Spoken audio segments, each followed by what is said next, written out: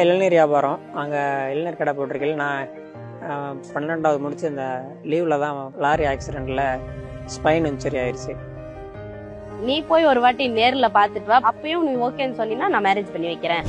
நாங்க வந்து ஒரு 7 years பேசியிருப்போம்னு வச்சுக்கோங்களேன். 2014 7 yearsமே நீங்க இல்ல, நேர்ல பாத்து மேரேஜுக்கு 1 month பிஃபோர் தான் பார்த்தோம். நான் ஒரு கற்பனை பண்ணி வச்சிருந்தேன், இப்படிதான் இருப்பாரு அப்படி சொல்லி பார்க்கும் போதே நான் எவ்வளவோ நினைச்சு போனேன்.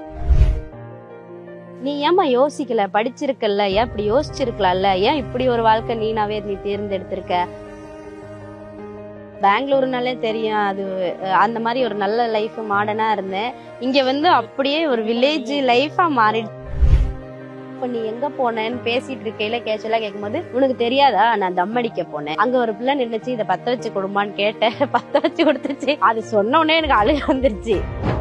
பேஸ்புக்ல வந்து தளபதி சண்டை போய்கிட்டு இருந்தது. ஆசிய தலஃபேன்னா ஒரு கமெண்ட் போட்டேன்.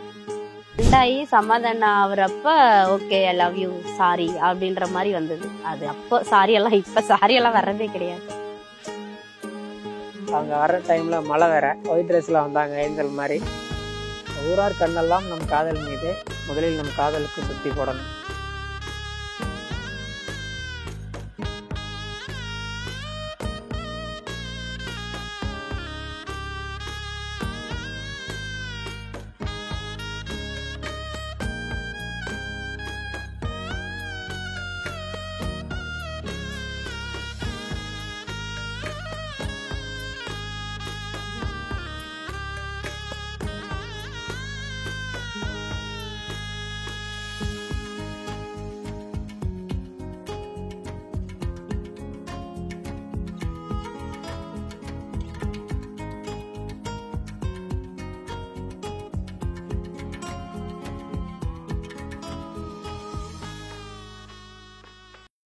இல்ல என்னோடது ரீஸ்ட்ரிக்ட்லாம் இல்லை, அப்படிலாம் இல்லை. உங்களுக்கு அக்கா? நான் சடனா இப்படி ஒருத்தரை கொண்டு வந்து நிப்பாட்டையில ரொம்ப பெரிய பிரச்சனை மாதிரி எல்லாம் வந்தது. அதெல்லாம் சால்வ் பண்ணி வந்திருக்கோம். சோ எப்படி ஆக்சிடென்ட் ஆச்சு, அத பத்தி கொஞ்சம் சொல்றீங்களா? இல்லை இது அப்பா இளநீர் வியாபாரம். அங்கே இளநீர் கடை போட்டிருக்கேன். நான் 12வது முடிச்சு இந்த லீவில் தான் போய் அதெல்லாம் வெட்டிகிட்டு இருந்தேன். வெட்டிட்டு வர்றப்போ லாரி ஆக்சிடெண்ட்டில் ஸ்பைன் இன்ஜுரி ஆயிடுச்சு. ஸ்பைன் இன்ஜுரினால அப்படியே வாழ்க்கையே அப்படியே புரட்டி போட்டுருச்சு. பேச்சு மூச்சு இல்லை அப்படின்ட்டு கீழே மார்ச்சிலாம் கொண்டு போயிட்டாங்க. இங்கே நம்ம ஊரில் ஒருத்தர் லாயர் இருக்காரு. இப்போ நீங்கள் லாயர்னு சொன்ன உடனே நான் திருச்சி மாருதி ஹாஸ்பிட்டல் கூட்டிகிட்டு போயிட்டு அங்கே ட்ரீட்மெண்ட் பார்த்தாங்க. இல்லை அவங்க 2 மாதத்துல சரியாகலாம், 6 மாதத்துல சரியாகலாம் அப்படின்னு சொல்லிட்டாங்க. இதோட நெக்ஸ்ட் ப்ராசஸ் என்னன்னு தெரியல. ஸ்பைன் இன்ஜுரி ஆனால் எப்படி இருக்கணும், இது பண்ணணும்னு தெரியல. 2009 மே 12th லீவ். அவங்க கூட ஃபேஸ்புக் மூலமாக தான் பழக்கம். ஃபேஸ்புக்கில் ஒரு கமெண்ட் பார்த்து அப்படியே கண்டினியூ ஆனது தான். இல்லை நான் பேசுகிறப்ப சொல்லிட்டேன் இந்த மாதிரி இருக்குது அப்படின்னு சொல்லிட்டேன். ஃபேஸ்புக்ல வந்து ஒரு பேஜ், பொது பேஜ் அது. அதுல வந்து தளபதி சண்டை போய்கிட்டு இருந்தது.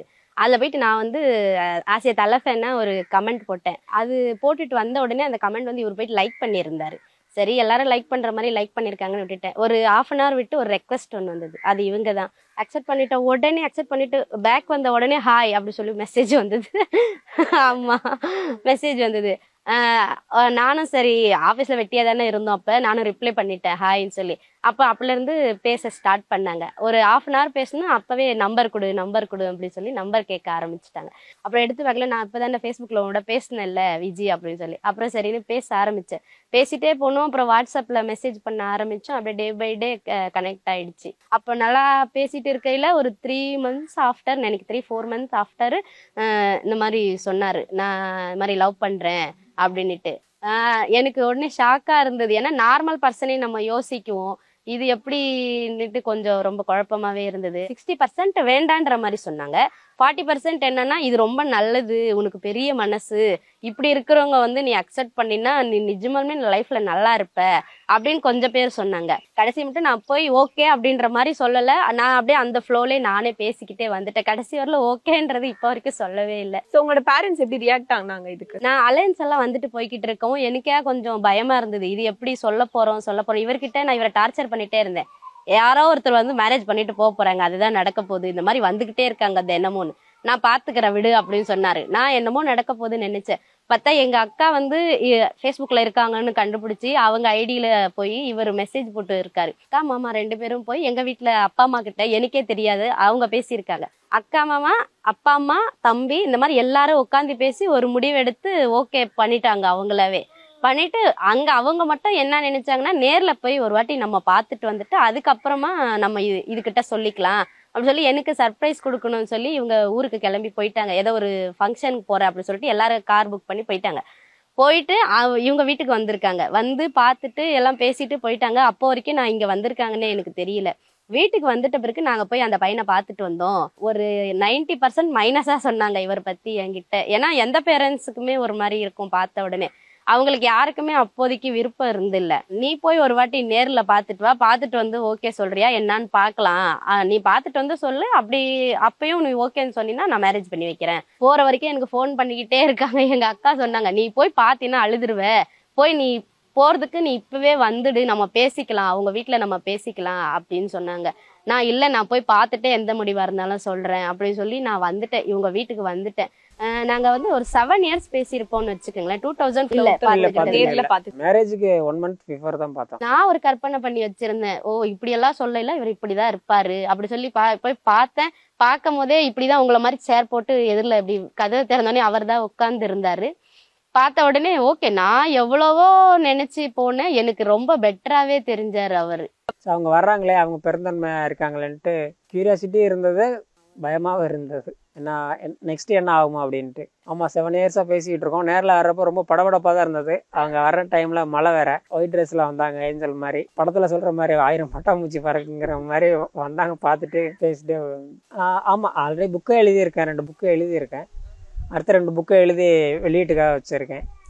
இப்போ காற்றின் மொழி, ஒத்தச்சேர்ப்பு, இந்த மாதிரி இதுக்கெல்லாம் கண்டஸ்ட் வச்சு செலக்ட் ஆகிட்டு கூட போயிட்டு வந்திருக்கேன் நான். இல்லை, நான் அங்கவே இவங்க வீட்டில் இருக்கையிலே நான் வந்து ஓகே சொல்லிட்டேன். ஃபோன்லேயே நான் அப்பா கிட்ட சொல்லிட்டேன், நான் வந்து பார்த்துட்டேன்ப்பா, நேரில் பார்த்தேன், நான் எவ்வளோ யோசிச்சு வச்சனோ அதை விட கொஞ்சம் பெட்டராக தான்ப்பா இருக்காங்க, நான் பார்த்துக்குவேன் லைஃப்பை, நான் ஸ்ட்ராங்காக தான்ப்பா சொல்கிறேன், நான் மேரேஜ் பண்ணிக்கிறேன், நீ நேரில் வா, இங்கே வா, வீட்டில் வந்து எல்லாரும் பேசிக்கலாம் அப்படின்னு சொல்லி நான் வீட்டுக்கு போன உடனே எல்லாரும் ஆஜராயிருந்தாங்க. போனோடனே என்கிட்ட கேட்டாங்க, நேர்ல போய் தான் பார்த்துட்டு வந்தேன்ல, அவங்க எப்படி இருந்தாங்கன்னு தெரியல, அப்படி இருந்தும் ஏன் அப்படி சொல்ற அப்படின்னு சொல்லி கேட்டாங்க. அப்பதான் நான் சொன்னேன், 7 years ஆல்ரெடி நான் பேசியாச்சு, இவங்களதான் மேரேஜ் பண்ணணும்ட்டு நான் நினைச்சிட்டேன். இப்ப நார்மலா இருக்கிறவங்களுக்கெல்லாம் பிரேக்கப் ஆச்சுன்னா அவங்க கேஷுவலா எடுத்துட்டு அவங்களுக்கு வேற பொண்ணு கிடைக்கும், வேற பையன் கிடைக்குவாங்க, அவங்க போயிருவாங்க. இவங்க வந்து நமக்குன்ட்டு ஒரு பொண்ணு கிடைச்சிருக்குன்னே நினைச்சிட்டு இருந்திருப்பாங்க. இல்லப்பா, நானும் விட்டுட்டு போயிட்டா கஷ்டமா இருக்கும், நான் ஏமாத்தெல்லாம் விரும்பல, நான் அவங்கள மேரேஜ் பண்ணிக்கிறேன். நல்லா நான் தான் சொன்னேன், நான் பாத்துக்குவேன். அது நான் சொன்னதோட சரி, அதுக்கு அடுத்து அவங்கதான் இப்ப வரைக்கும் சொல்லிட்டு இருக்காங்க, மாப்பிள்ளைய நல்லா பாத்துக்குமா, மாப்பிள்ளைய கஷ்டப்படுத்துற மாதிரி பேசாதமா. கண்டிப்பா அவங்க நினைச்ச மாதிரி கனவு நான் ட்ரை பண்ணிட்டு இருக்கேன், மாறிடுவேன். யாரோ ஒருத்தர் வர போறாங்கன்னு நினைச்சா நம்ம யோசிக்கலாம், அவங்களோட நம்ம வெளியில போகணும், இப்படி பைக்ல போகணும், அப்படியெல்லாம் நான் யோசிச்சிருப்பேன். இவங்கன்றதால நான் இவங்களுக்கு ஏத்த மாதிரிதான் நான், எனக்கு எல்லாமே கனவெல்லாம் இருந்துச்சு. 3 years ஆயிடுச்சு. இல்ல அது இருக்கு. ஸோ வேற அளவு பார்த்துட்டு மேரேஜ் பண்ணியிருந்தா கூட நல்லா இருந்திருக்கலாம் அப்படின்ட்டு. கிராமங்கிறதுனால நம்மள்ட்ட நல்லா பேசுறாங்க, அங்க போய் நீ அந்த மேல கல்யாணம் பண்ண, அப்படிலாம் இருந்து அவங்க இவ்வளவு ஸ்ட்ரகிள் இருந்து நம்மளோட கூட நிக்கிறாங்க, பெரிய விஷயம். நல்ல முறை வச்சுக்கெல்லாம் கூப்பிடுவாங்க. அவங்கள விட்டுட்டு நான் தனியா வந்தேன்னா, நீ ஏமா யோசிக்கல, படிச்சிருக்கல, ஏன் இப்படி யோசிச்சிருக்கலாம்ல, ஏன் இப்படி ஒரு வாழ்க்கை நீனாவே நீ தேர்ந்தெடுத்திருக்க அப்படி நிறைய வாட்டி சொல்லியிருக்காங்க. அதெல்லாம் புளிச்சு போன விஷயம் நிறையா. நம்ம எவ்வளவுதான் ஸ்ட்ராங் மைண்டோட இருந்தாலும், நம்ம பாத்துக்கணும்ன்ற கேரிங் கெப்பாசிட்டி நம்ம கிட்ட உள்ள இருந்தாலுமே கூட அவங்களால அது புரோக் ஆகுது. எனக்கு கண்டிப்பா நாங்க வந்து அது மேரேஜ் ஆகி ஒரு 3 monthsலயே நாங்க அதுக்கான இதுல ஆரம்பிச்சிட்டோம். ட்ரீட்மெண்ட் போய்கிட்டு இருக்கு. ஆக்சுவலி சிரிக்க கூடாது, எனக்கு ஒரு ஆங்கர் ஆகணும் தான் சின்ன வயசுல இருந்து ஆசையா இருந்தது. அது வந்து கன்னடா டிவில. ஆக்சுவலி கன்னடானா ரொம்ப இஷ்டப்பட்டு நிறைய பேசுவேன், நிறைய எழுதியிருக்கேன் கன்னடத்துல எல்லாம். ஒரு நல்ல டிவிக்கெல்லாம் போயிட்டு நான் ஆக்சுவலி ரிஜெக்ட் ஆயிட்டு தான் வந்திருக்கேன். ஓகே, இப்போ வீட்டுல அன்பரசி அப்படின்னா எப்படிப்பட்ட ஒரு மகள்? எல்லாமே ரொம்ப தைரியமா ஹேண்டில் பண்ணுவேன். எந்த விஷயமா இருந்தாலுமே தனியா போய் என்னால பண்ணிட்டு வர முடியும், அந்த அளவுக்கு கெப்பாசிட்டி இருக்கு.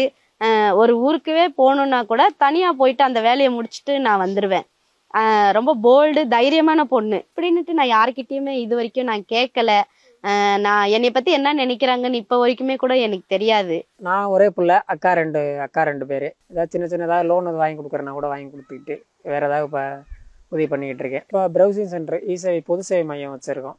அதை வச்சு ரன் பண்ணிகிட்டு இருக்கோம். இது வில்லேஜுங்கிறதுனால அவ்வளோ ப்ராப்பராக போகல. ஸோ எப்படியோ மேலே வந்துடும் அப்படின்ட்டு போயிட்டுருக்கோம். விருட்சமகம் சிறுவிதை மணங்குத்தின்னு 2 புக்கு எழுதி வெளியிட்டிருக்கேன். இப்போ அதுக்கடுத்து 2 புத்தகம் எழுதி முடிச்சிருக்கேன், வெளியிடணும். சினிமா பாடல் இதுக்கும் சான்ஸ் கேட்டுட்டு தான் இருக்கேன். நான் ஒரு மியூசிக் டைரக்டர்லாம் ஏதாவது போஸ்ட் போட்டால் கீழே கமெண்ட் போட்டுட்டு தான் இருக்கேன். நான் எது வாய்ப்பு போடுங்க அப்படின்ட்டு. ஏன்னா நாங்கள் இப்போ எங்கள்கிட்ட ஒரு 100 பேர் வேலை பார்த்தாங்க. இப்போ எங்கள் அம்மா வேலைக்கு போகிறாங்க. இப்போ இவங்களும் இப்போ அங்கேருந்து நிறையா சம்பாரித்து நிறையா இது பண்ணி தான் வந்திருக்காங்க. அவங்களும் இங்கே வந்து இப்போ கஷ்டப்படுறாங்கிறப்போ ஃபேமிலியோட இப்போ எல்லாருமே நல்லா வச்சுக்கணும். இல்ல அங்க வந்து ஒரு மாடர்ன் லைஃப் நல்லா இருந்தது. பெங்களூருனாலே தெரியும், அது அந்த மாதிரி ஒரு நல்ல லைஃப் மாடர்னா இருந்தேன். இங்க வந்து அப்படியே ஒரு வில்லேஜ் லைஃபா மாறிடுச்சு. லைஃப் சேஞ்ச் தானே தவிர நான் இவர்கிட்ட இருந்துதான் மேக்சிமம் சண்டை நடக்கும். இவர் ஒண்ணு என் கூட சண்டை போடுவாரு, நான் இல்லைன்னா அவங்க அம்மா கூட சண்டை போடுவாரு. அவங்க 2 பேருக்கு இடையில 2 டயர்ல மாட்டின எலுமிச்சம். இப்ப வரைக்கும் நான் சொல்றேன், நான் இது வந்து நான் ஆனஸ்டா சொல்றேன், மாமியார் மருமக சண்டை எங்க வீட்டுல ஒரு நாளும் வந்ததில்லை. இவங்க 2 பேர் கூட போட்டாலுமே அது ஒரு வார் மாதிரி இருக்கும். அதிகபட்சம் ஒரு நாள் கூட போகாது, அதுக்குள்ளே எல்லாமே சால்வ் ஆயிடும். ஒரு நாள்ன்றதே ஜாஸ்தி தான், என்ன ஒரு 1 hour தான் அது பண்ணிருக்கோம். இவங்கதான் சொன்னாங்க அது ஏதோ ஒரு சண்டாயி சமாதானம் ஆகுறப்ப okay I love you sorry அப்படின்ற மாதிரி வந்தது. அது அப்போ சாரி எல்லாம், இப்ப சாரி எல்லாம் வர்றதே கிடையாது. பெங்களூர்ல இருக்கையில இந்த வயல்வெளி போட்டோஸ் எல்லாம் இருக்கும் பாத்தீங்களா, அதெல்லாம் எடுத்து நான் ஃபேஸ்புக்ல போட்டுட்டே இருப்பேன். அழகான ஊரு, நல்லா இருக்க இடம், பியூட்டிஃபுல் பிளேஸ், நேச்சர் அப்படின்னு சொல்லி போட்டுட்டே இருப்பேன். இவங்க வந்து இவங்க வீட்டு வெளியில இருக்கிற போட்டோஸ் எல்லாம் பிடிச்சி இவங்க எனக்கு அனுப்புவாங்க. அதெல்லாம் பார்க்கல ஆசையா இருக்கும். ஓ இப்படி நம்ம நினைக்கிற மாதிரிதான் இருக்கு இந்த ஊரு, நல்லா இருக்கு, அழகா இருக்குன்னு. இங்க வந்ததுக்கு அப்புறம் தான் தெரியுது, பாக்குறதுக்கு மட்டும்தான், இங்க வந்தாலாம் இருக்க முடியாது, ரொம்ப கஷ்டம். ஒன்னொன்னும் நான் பிராக்டிஸ் பண்றதுக்கு ரொம்ப கஷ்டமா இருந்தது. இப்பவுமே கூட ஒன்னொன்னா கத்துக்கிட்டு தான் வரேன். ஆனா நல்லா இருக்கு, இந்த கல்ச்சர் பிடிச்சிருக்குது. அவங்கதான் நான் உள்ள வேலை பார்த்துக்கிட்டு இருக்கேன். இவரு பின்னாடி ஒண்ணு இருக்கு எடுவா, நான் என்னமோ வாங்கிட்டு வந்திருக்காங்கன்னு போனா ஒரு பிங்க் கலர் பஞ்சு மிட்டாய் வாங்கிட்டு வந்து வச்சிருந்தாரு. அதுல நான் ரொம்ப எக்ஸ்பெக்ட் பண்ணேன், என்னவா இருக்கும் என்ன இருக்கும், வா உனக்கு பிடிச்ச கலர் தான், வா கலருன்னு சொன்னா நம்ம எதோ யோசிப்போம் இல்லைங்களா, வந்து பார்த்தா பஞ்சு மிட்டாய்.